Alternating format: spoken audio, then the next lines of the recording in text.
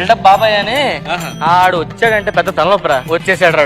ఒక అక్క చెల్లెమ్మ బాగుపడిద్దన్నా, ఒక పిల్లాడు చదువుల విషయంలో బాగుపడినాడన్నా, చెప్పు నేను వింటాను కదా. ఓ చెప్పే. ఇవన్నీ ఎక్కడైనా జరిగాయి అని అంటే ఒక నాన్నగారి పాలనలోనే జరిగాయి. చేస్తుంది కూడా అందుకే కదా. బాప్ 1 నంబరి బేటా 10 నంబరి. దాని తర్వాత వైఎస్ఆర్ కాంగ్రెస్ పార్టీ మీ జగనన్న పాలనలోనే జరిగాయని చెప్పి కూడా గర్వంగా చెప్పగలుగుతాను. అది పైకి ఆర్బాటమే. చూడు లోన బొక్కల బనియను పైన సిల్క్ సొక్క. ఎందుకు ఓడిపోయాం అనేది నిజంగా మంచి చేశాము, ప్రజలకు మంచి చేశాము, మంచి చేశాం కాబట్టి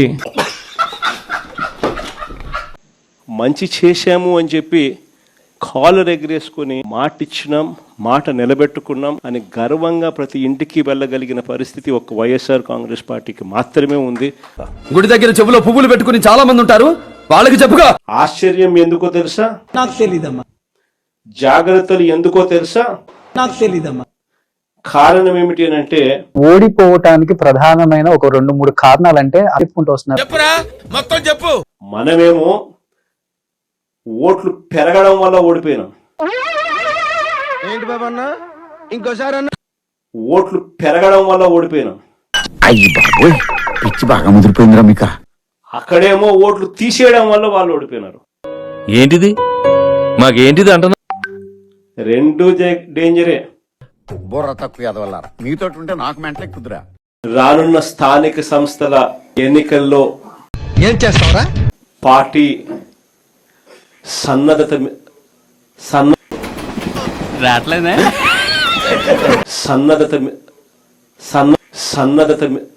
మనిషి 5 అడుగులు పెరిగినా బుర్ర అంగుళం కూడా పెరగని వీడు మాకు అంటగట్టావు. వీడు పెట్టే హింసను మేము తట్టుకోలేకపోతున్నాం అన్నయ్య. ఇన్ని మోసాలు, ఇన్ని అబద్ధాలు, ఇన్ని అరాచకాలు ప్రజలకు వివరించేందుకు అంతా బాగానే ఉంది.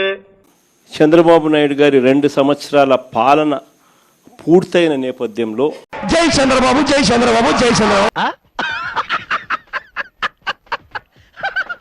ప్రజలను జాగృతి పరిచేందుకు ఒక బుక్లెట్ను కూడా రిలీజ్ చేస్తా ఉన్నాం. దుర్మార్గాలు, ఆయన దౌర్జన్యాలు, ఆయన అవినీతి అన్ని పుస్తకంలో ఏ ఒక్కరికైనా కూడా అర్థమయ్యే భాషలో ఈ బుక్లెట్ అనేది రూపొందించడం జరిగింది. చదువు నువ్వే చదువు. నువ్వు చదవచ్చుగా. నేను చదవచ్చుగా. అబ్బా చదవాయ్, ఇద్దరికి రాదులే. ఎన్ని కుట్రలు చేసినా, ఎంతగా ఇబ్బందులు పెట్టినా కూడా ఖచ్చితంగా స్థానిక సంస్థల ఎన్నికల్లో వైఎస్ఆర్ కాంగ్రెస్ పార్టీ తరఫున జెండా ఎగిరేయాలి. వాడి సంగతి తెలీదు. అవునయ్యా తెలియదు. ఇప్పుడు ఏం చేస్తావు? నువ్వు నిలబడకపోతే నేను చెప్పేస్తాను. అలా కాదు సార్. ఎక్కడైనా ఏకగ్రీవం జరిగింది అని అంటే మాత్రం దాన్ని నేను చాలా సీరియస్ గా తీసుకుంటాను. మరొకసారి మళ్ళీ చెప్తా ఉన్నా, అలా జరిగితే అది నియోజకవర్గానికి సంబంధించిన ఇన్ఛార్జ్ ఫెయిలియర్ గానే అది నేను భావిస్తాను. జరిగిందో చెప్పండి సార్, అది ఎంత పెద్ద ప్రాబ్లమ్ నేను సాల్వ్ చేస్తాను ప్లీజ్. అసలు ప్రాబ్లమే నువ్వు నేనా? ప్రజలకు చంద్రబాబు పొడిచిన వెన్నుపోట్లను, ఈ వెన్నుపోట్లను, పోటు కూడా కాదు వెన్నుపోట్లను, చదువుకోవాల్సిన వయసులో చదువు విలువ తెలియదు, విలువ తెలిసిన వయసులో చదువుకోవడం కుదరదు. చదువుకోవాలరా వివరిస్తూ సిగ్గు లేకుండా మళ్ళీ నవ్వు ఒకటి మొహం మీద. ఏడాది ఏ రకంగా అయితే మనం ర్యాలీలు నిర్వహించాము, బాగా జరిగింది అప్పట్లో కార్యక్రమాలు.